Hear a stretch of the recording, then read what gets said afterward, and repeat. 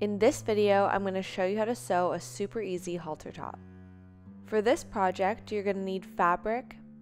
I went with something non-stretch, pins, scissors, thread, measuring tape, and a ribbon. When draping a top, I like to start using a scrap fabric before using my actual fabric. This whole top is going to be draped on the bias. We're going to start by cutting a small hole in the fabric so we can put our head through.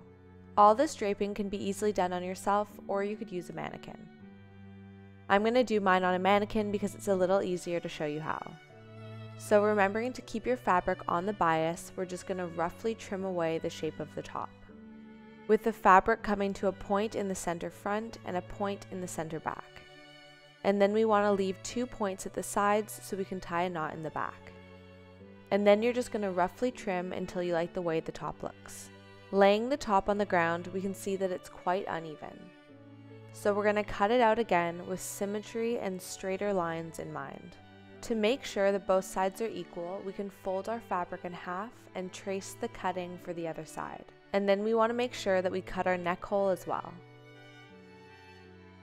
Moving it back to the mannequin, you can make some more adjustments if you see fit.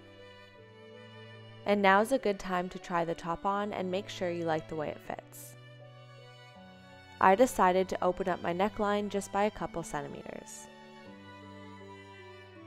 Next, we're going to use our measuring tape to measure out the circumference of the neckline, and we're going to add 2 centimeters to that measurement. And then using that measurement, we're going to cut a strip again on the bias 4 centimeters wide. Cutting this piece on the bias will allow the fabric to lay flat while curving around the neckline.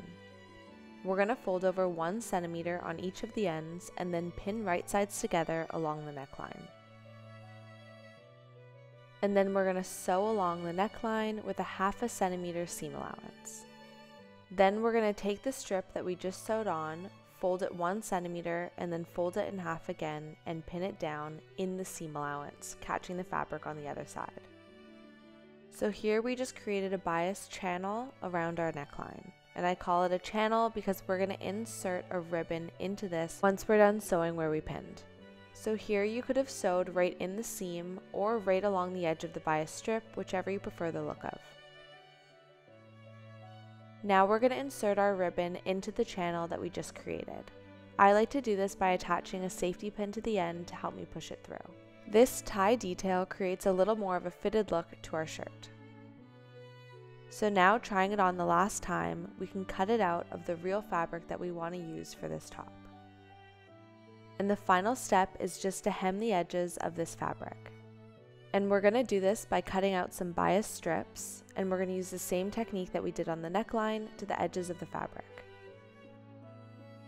So placing right sides together, we're going to sew the strip along the edge of the top, leaving 1 centimeter seam allowance on either end.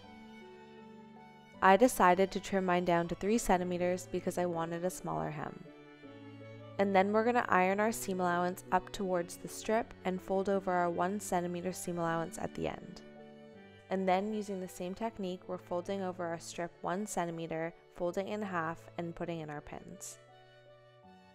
Making sure the pin is going in the seam and catching the fabric at the back. And we're going to do that all along the edge of the fabric.